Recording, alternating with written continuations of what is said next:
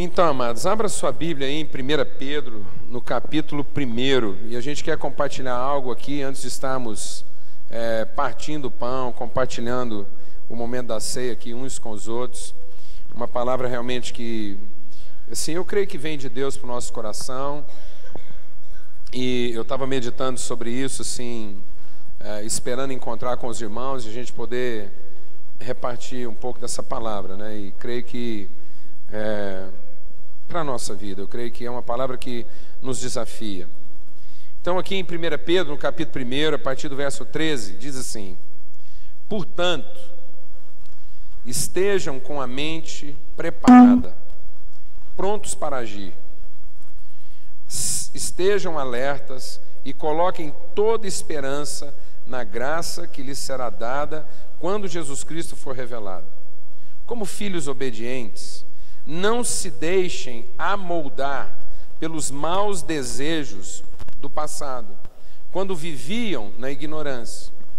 Mas, assim como é santo aquele que os chamou, sejam santos vocês também em tudo o que fizerem, pois está escrito: sejam santos, porque eu sou santo. Uma vez que vocês chamam Pai aquele que julga imparcialmente as obras de cada um, portem-se com temor durante a jornada terrena de vocês. Pois vocês sabem que não foi por meio de coisas perecíveis, como prata ou ouro, que vocês foram redimidos da sua maneira vazia de viver, transmitida por seus antepassados, mas pelo precioso sangue de Cristo, como de um cordeiro sem mancha e sem defeito, conhecido antes da criação do mundo, revelado nesses últimos tempos em favor de vocês.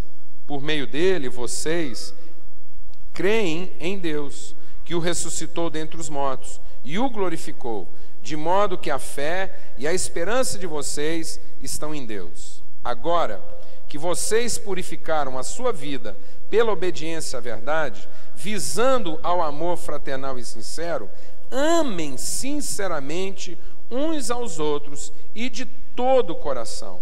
Vocês foram regenerados não de uma semente perecível, mas imperecível, por meio da palavra de Deus, que é viva e permanece para sempre. Vocês foram redimidos de uma maneira vã, de uma maneira vazia de viver, transmitida a nós pelos nossos antepassados, e nós fomos redimidos pelo precioso sangue de Cristo, como de um cordeiro sem mancha e sem defeito. Agora nós também devemos purificar as nossas vidas pela obediência à verdade, visando o amor fraternal e sincero, de modo que amemos sinceramente uns aos outros e de todo o coração.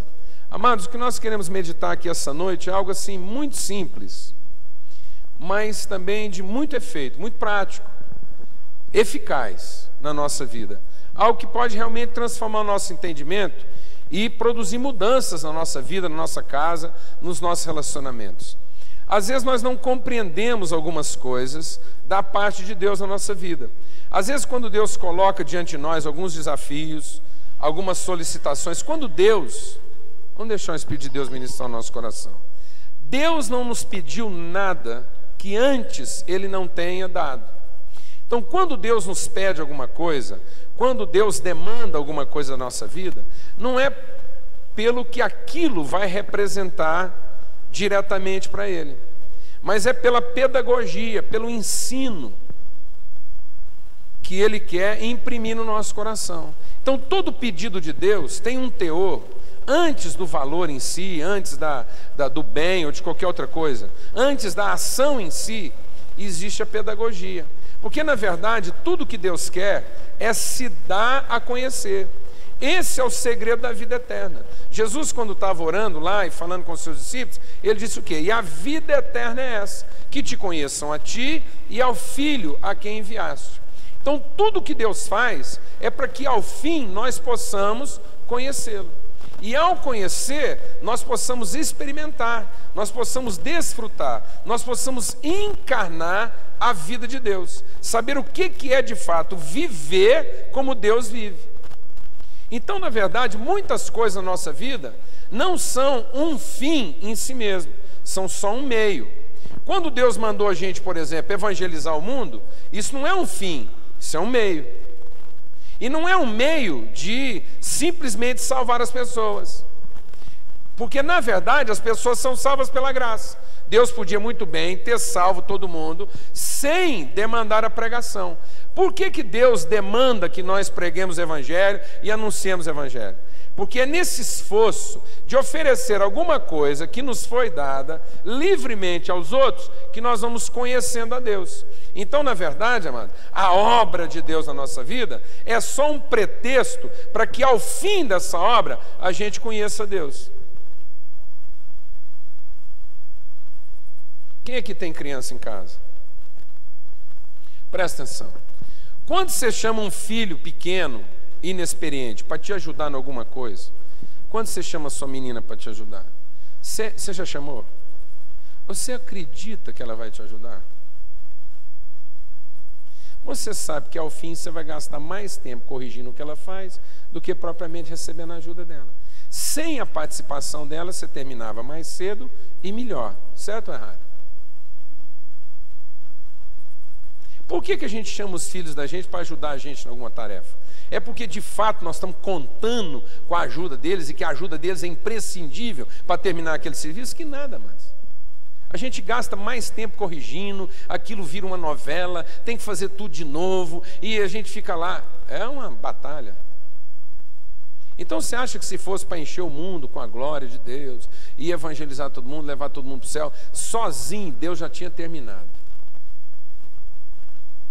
Já tinha terminado. Você sabe por que está demorando desse tanto? Por causa da gente. O tempo que Deus está nos gastando, nos ensinando a respeito do coração dele enquanto nós fazemos isso.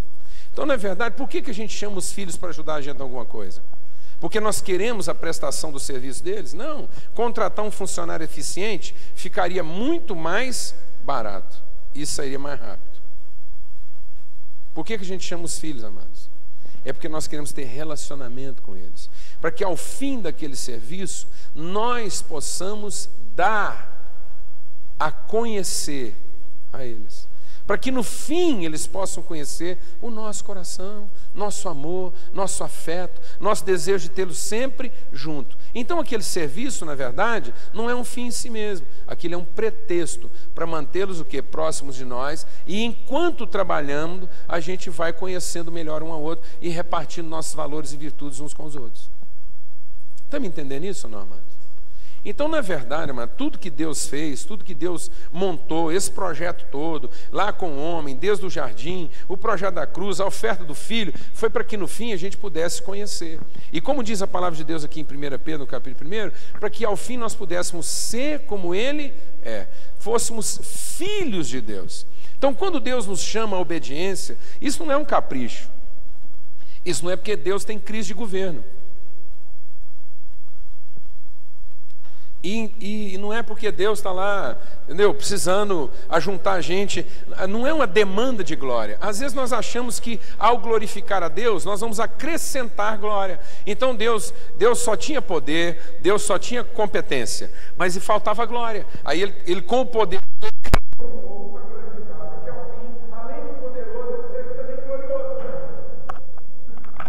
bobagem. Nós podemos gastar toda a eternidade glorificando a Deus com toda a força do nosso coração, que nós não vamos acrescentar 1 milímetro sequer à glória que Deus já tem antes de que nós começássemos a glorificá-lo. Então o que é glorificar a Deus, amado? Glorificar a Deus é atribuir glória a Deus? Não, amado. Sabe o que é glorificar a Deus? É conhecer a glória de Deus em nós. De modo que quando glorificamos a Deus, a glória não aumenta em Deus. Sabe onde é que ela aumenta? Em nós. Porque passamos a conhecer Deus mais intensamente e melhor. Esse é o objetivo. Amém? Então, o que a palavra de Deus está dizendo é que o propósito de Deus é que, como filhos obedientes, nós possamos ser santos como Deus é santo. E sabe o que quer dizer isso? Que Ele é sincero, Ele é puro, Ele é sem falsificação, é a excelência da pureza. E muitas vezes nós achamos que santidade é um padrão comportamental em que nós vamos convencer a Deus pela qualidade das nossas ações. E não, amados, a santidade não está relacionada à qualidade da ação propriamente dita, à pureza do que se apresenta, mas a santidade é definida pelo coração que apresenta. Então nós não conseguimos ser santos nas nossas obras, nós não conseguimos ser santos nas nossas realizações, se o nosso coração não for um coração sincero, não for um coração puro. O que é sincero? É sem cera, é sem máscara, sem falsificação. Isso é santidade. Então santidade muitas vezes pode estar numa coisa que não tem nada a ver com o religioso, nada a ver com o espiritualista, nada a ver com o devocional. Às vezes uma grande expressão de santidade está na forma como nós acariciamos alguém ou chamamos alguém para a nossa intimidade, para o nosso relacionamento.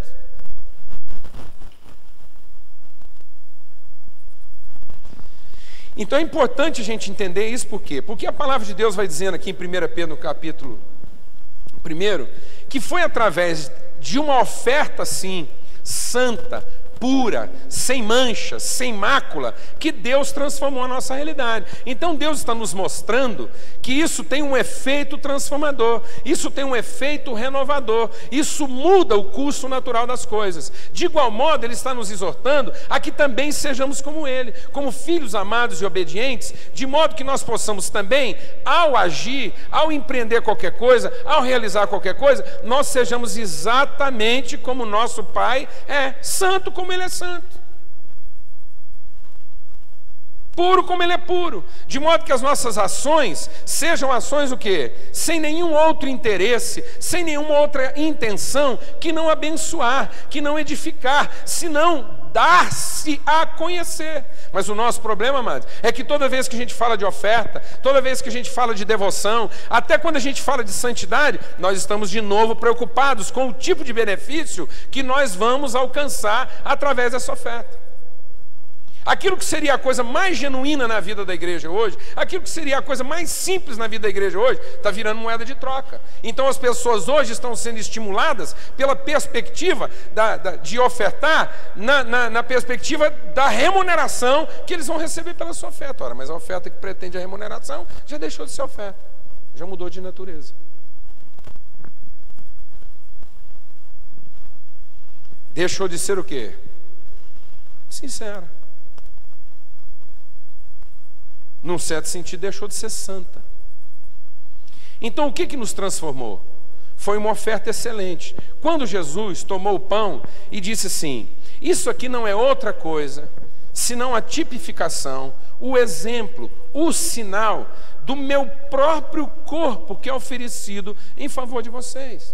Ele é Senhor de todas as coisas, Ele é o Deus de todas as coisas, Ele é o maravilhoso, o Deus forte, o Pai da eternidade, o príncipe da paz. E o que Ele ofereceu para nós? Ele ofereceu da sua competência, Ele ofereceu da sua capacidade, Ele ofereceu do seu portento, Ele ofereceu da sua majestade, Ele ofereceu das suas realizações? Não, Ele não ofereceu do que Ele era capaz de fazer.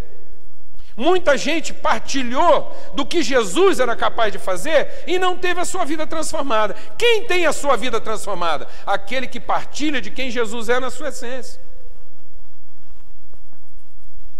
Muitos experimentaram seus milagres, viram seus sinais, seus prodígios e nunca conheceram quem Jesus é. E ele diz: no entanto, aquele que comer do meu próprio corpo, aquele que beber do meu próprio sangue, nunca mais terá fome ou sede, porque eu mesmo farei dentro dele uma revolução tal que de dentro dele fluirão rios de água viva. Essa é a grande mudança. Então ele diz: sabe qual é a melhor oferta? É ofertar-se a si próprio. Não ofertar a sua competência, não ofertar as suas capacidades, não ofertar as suas realizações, não ofertar a sua beleza, mas ofertar o quê? Seu coração, sua vida. A palavra de Deus diz que ninguém, presta atenção, ninguém vai experimentar a vontade de Deus, a não ser que tenha ofertado os seus próprios corpos em sacrifício vivo, santo e agradável a Deus, como resultado de um entendimento transformado. Então Jesus diz, é isso que pode revolucionar a sua vida. Fazer como eu fiz. Toda vez que você for comer desse pão, lembra do meu sacrifício. Traz à memória isso, que isso é o meu corpo, a minha própria vida, quem eu sou. Não tem jeito de eu continuar sendo a mesma coisa depois que eu ofertei. Sabe, amados, o que acontece conosco é que muitas vezes no nosso relacionamento com os outros, nós queremos ofertar para continuar tendo o direito de ser a mesma pessoa. Mas a verdadeira oferta santa e que pode revolucionar a vida dos outros, ela que é a oferta em que eu não continuo mais sendo como eu era.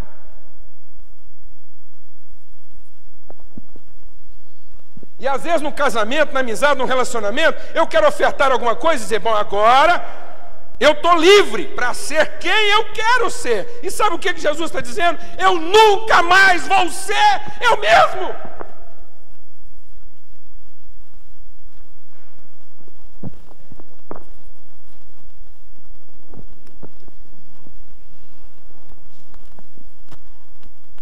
Nós nunca mais vamos conseguir saber quem Jesus era antes de nós. Porque não há mais Cristo sem a igreja. Não há mais igreja sem Cristo. Nós somos um. Ele está ofertando alguma coisa da qual ele nunca mais poderá se desvencilhar. Essa é a essência da oferta. Essa é a essência do sacrifício. Esse é o sacrifício santo. Amados, nós somos tão mesquinhos. Nós somos negociadores. Nós somos agiotas da bondade, porque muitas vezes, amados, nós queremos ofertar alguma coisa com as pessoas, mas guardar para nós o suficiente que nos dê condição de começar uma vida nova e própria, se aquilo não funcionar.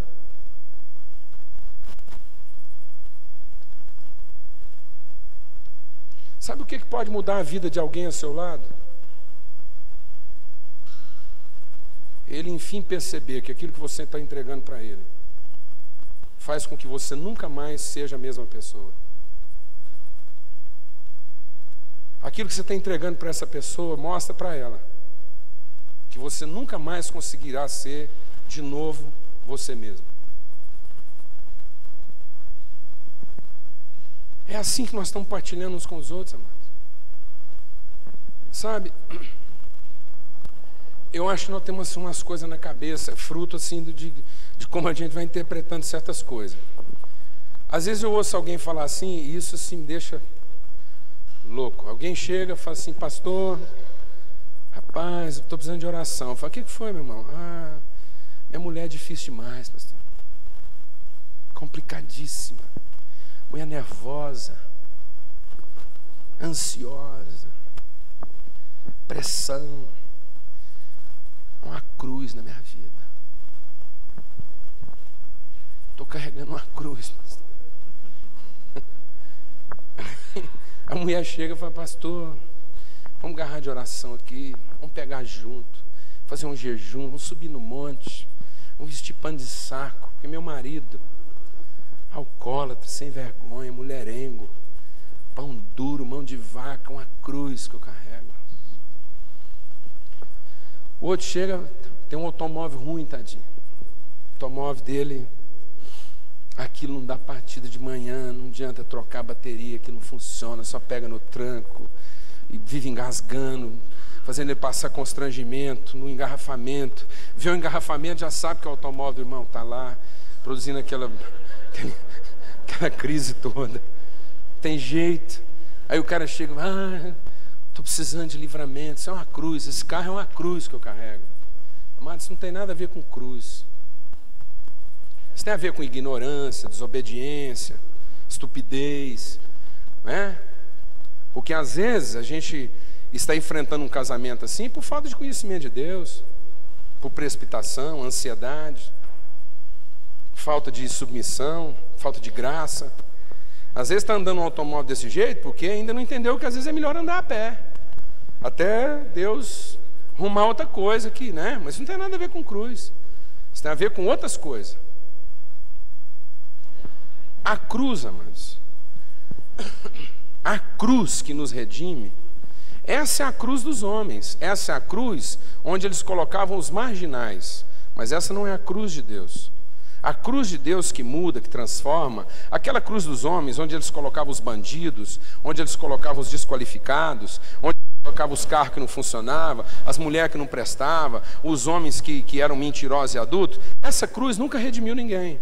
Mas a cruz de Deus, essa cruz que é o poder do Evangelho, essa cruz que muda a nossa vida, é a cruz onde Deus colocou tudo que funciona, onde Ele colocou o que é melhor, onde Ele colocou o que é puro, o que é digno, o que é perfeito, o que é sem mancha, o que é sem mácula. Sacrificar aquilo que não presta, ficar aqui tomando consciência de que minha mulher não corresponde às minhas capacidades, que o marido não é tudo aquilo que você merecia como moça bem criada, isso não vai mudar a vida de ninguém, isso só vai aumentar o seu ressentimento, a sua amargura, isso só vai aumentar a sua ansiedade. Sabe o que de fato pode nos mudar, amado? É entender aquilo que Deus fez por nós. Sabe o que pode começar a mudar a sua casa? É entender aquilo que Deus fez por nós, a excelência da sua oferta, porque o que Deus pregou naquela cruz não era um carro enferrujado, problemático, com a ignição falhando, com nada funcionando, com o motor fundido, não, amado. Ele colocou lá um veículo zero, o último tipo, que funcionava só de triscar na chave, que podia ir em qualquer lugar. Ele não colocou lá um homem adúltero, prostituto, mão de vaca, pão duro.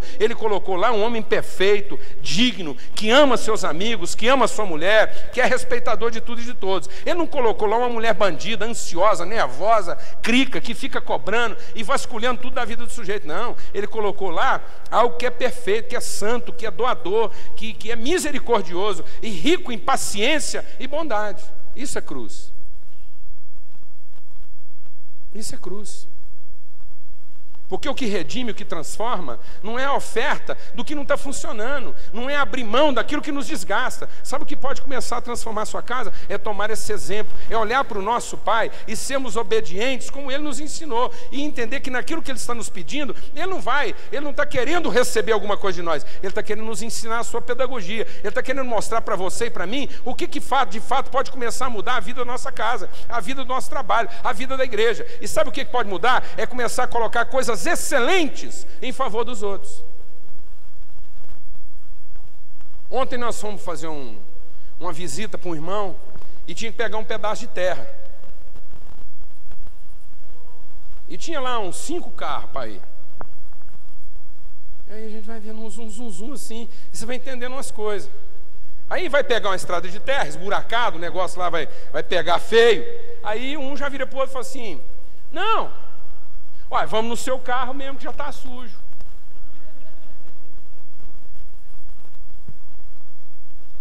Eu comentei com o irmão, falei: não, irmão, não estraga a oferta. Vamos no seu que está limpo. Que valor tem que pegar uma estrada de terra num carro que já está sujo, rapaz? Vai matar a oferta, não vai redimir ninguém, não vai salvar ninguém. Colocar um carro sujo numa estrada lamacenta, poeirenta, vai salvar alguém? Vai ensinar nada. Fala: não, irmão, hoje é dia de salvar. Deixa o carro sujo, que esse já contou a sua história. Esse já carrega o seu testemunho. Agora vamos pegar o limpo, porque esse pode mudar a história de alguém. Esse pode falar para todos nós que nós somos o quê? Importantes um para o outro.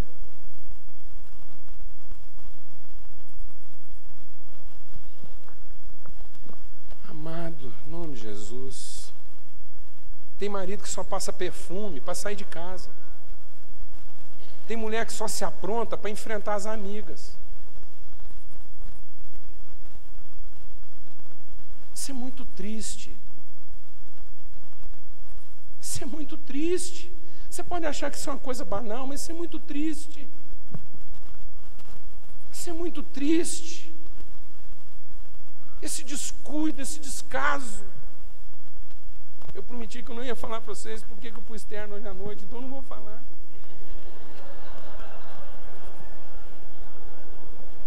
Porque eu vim na estrada doido para estrear uma camisinha nova, baratinha, mas era novinha.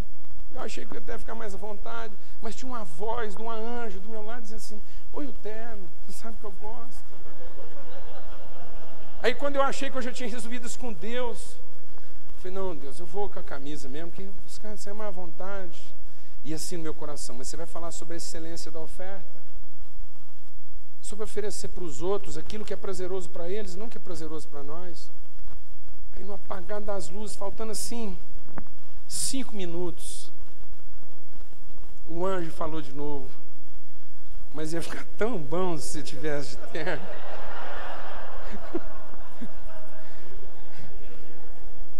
Eu mandei os 2 anjos que estavam atrás, a Bebel e a Dani, falei, pega essa camisa rápido, rápido, rápido, eu vou trocar andando.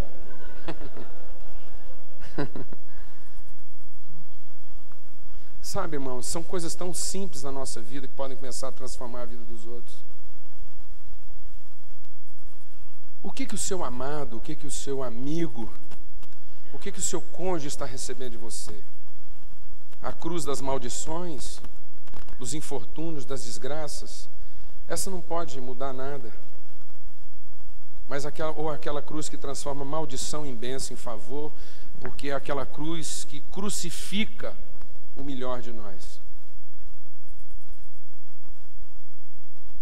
Aquela cruz que estabelece na nossa própria vida o direito dos outros. E a certeza de que a nossa vida nunca mais será a mesma depois dessa oferta.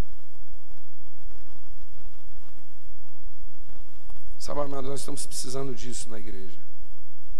As pessoas estão precisando disso no mundo. Não aquela coisa que sai fácil do nosso bolso, não aquela coisa que sai fácil do nosso coração, mas como a palavra de Deus diz, sabe? Eu e o Marcão encontramos aqui. E sabe qual foi o texto que ele leu? É que o povo foi transformado, o povo foi contagiado quando viu os seus líderes oferecendo aquilo que de fato era importante para eles. Os homens viram que a vida daqueles homens nunca mais seria a mesma depois daquela oferta. E às vezes nós estamos querendo assim, amados, ofertar a nossa vida uns para os outros de uma tal maneira que a gente ainda continue a ser quem nós somos. Vamos ter uma palavra de oração, para que ao partir o pão um com o outro essa noite, a gente possa ter essa consciência. Às vezes, amados, vai começar com coisa muito simples, como se aprontar para não sair. Eu nunca esqueço do irmão meu. Ele estava tão viciado assim em ver a mulher dele assim mulambenta em casa, que um dia foi um desastre. Um dia ele chegou em casa, vocês vão achar que essa piada vai ser caso verídico. Um dia ele chegou em casa, doido, pé doendo, andou muito para chegar em casa, trabalhou o dia inteiro. Ele chegou e estava sem a chave, apertando a campainha. A mulher dele demorou a abrir. Aí quando ela finalmente abriu, toda produzida, ele falou assim, não fala que você está pensando em sair, porque hoje não dá, não tem condição. Aí ela já deu assim uma descaída, mas firmou. Aí a hora que ele entrou, mesa posta, luz de vela, ele falou, não, você chamou gente para jantar aqui em casa.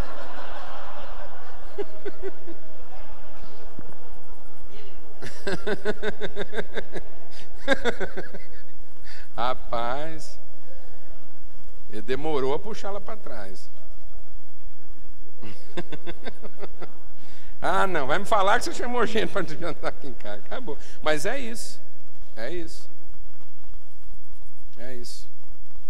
Não é, amado? A gente observa essas coisas quando vai hospedar na casa dos outros.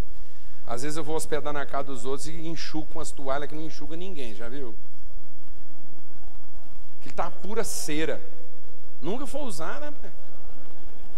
Todo mundo lá dentro da casa enxugando com toalha velha, entendeu? Pano de prato, e a gente, e aquilo fica guardado para algum anjo. Não, em nome de Jesus, vamos entender a excelência, amados, a excelência da vida, da oferta, da entrega, da dedicação, o privilégio de entregar uns para os outros o melhor que hoje nós temos. Eu estava conversando com a mulher essa semana e fiquei assim, tão quebrantado de ver o sofrimento e a agonia do coração dela. A mulher chorava, ela falou: pastor, parece que na minha vida nada está funcionando. Eu falei: o que foi, irmã? E eu fui orar com ela, ela falou assim: eu queria tanto, meu projeto de vida era um dia ter um apartamento bom e ter um carro bom, para me poder dedicar minha vida assim, no serviço de Deus, com um apartamento bom e um carro bom. Eu falei: irmã, tá tudo certo, não tem nada de errado em ter um apartamento bom, um carro bom, mas você inverteu as prioridades. Você podia muito bem conhecer a Deus primeiro. Deus não quer essa coisa assim, que custe dinheiro na sua vida, Ele quer o seu coração. Você sabe por que isso está tão difícil? Você sabe por que esse negócio do seu apartamento parece que fica aquela cenoura na frente do cavalo? Sabe aquela coisa que você corre e nunca alcança? Porque aquilo que deveria estar acertado na sua vida não foi acertado, que é a sua relação com Deus, o seu coração, a sua alegria, o seu prazer de andar com o Senhor. E aí todas essas coisas vão fazer sentido. Todas essas coisas vão fazer sentido. Sabe, amados, às vezes Deus protela certas coisas na nossa vida para o nosso bem, para que a gente não se equivoque, para que a gente não continue pensando que o melhor está no preço daquilo que é trocado, para que a gente não tenha essa ideia equivocada de Deus. Às vezes Deus faz tardar algumas coisas na nossa vida, para que, enfim, a gente possa entender que o que Deus quer é mudar o nosso coração, para que a gente aprenda a valorizar a relação com Ele.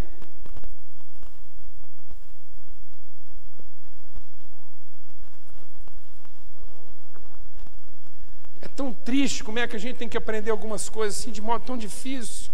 Outro dia eu estava visitando um casal, eles nunca tiveram tempo um para o outro, nunca tiveram tempo para alegrar um com o outro. Toda vez que a gente se reunia na casa deles, era uma encrenca, era uma briga, ela morrendo de medo dele tomar umas cachaças a mais e ficar uma pessoa intragável, ele fugindo dela por todo canto, porque ela vivia com a unha na jugular dele. Um casamento assim, e rico, e cada vez mais rico.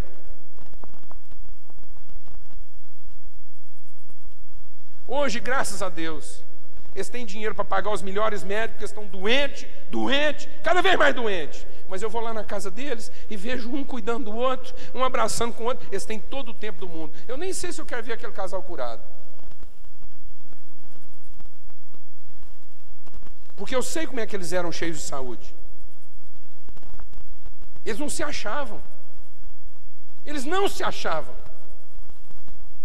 As palavras um para o outro eram rudes, cheias de juízo, cheias de afronta, cheias de desconfiança, cheias de ceticismo, cheias de crítica. Hoje, amado, um está fedendo e o outro está achando que aquilo é assim, o melhor que ele pode ter e que ele pode tocar, e aquilo nem cheira.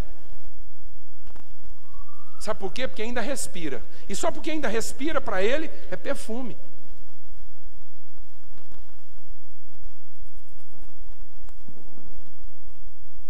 Vamos deixar o Espírito de Deus ministrar o nosso coração. O que nós estamos entregando uns para os outros? Aquilo que você deposita na sua casa é parte de você. Aquilo que você deposita na sua casa faz com que você não seja a mesma pessoa mais todos os dias? Ou aquilo que você deposita na sua casa é o seu alvará de soltura?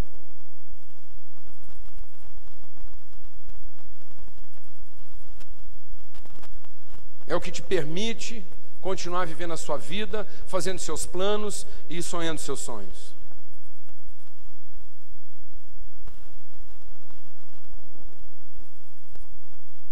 Oh Deus de misericórdia, Senhor, ensina-nos a partir o pão uns com os outros, como quem parte os seus próprios corpos. Ensina-nos, ó Pai, nessa noite, uma vez mais, a ofertarmos uns aos outros. Não apenas ofertar aqui ou ali, não apenas entregar recursos aqui ou ali, não apenas fazer coisas boas aqui ou ali, Senhor, mas que nós possamos entregar de nós mesmos, que cada oferta, que que cada doação, que cada tempo dedicado faça, Senhor, com que a nossa vida não seja mais a mesma, Senhor. Faça com que a gente esteja sinceramente correndo riscos, Senhor, que ao ofertar tempo na vida uns dos outros, a gente possa efetivamente estar correndo risco.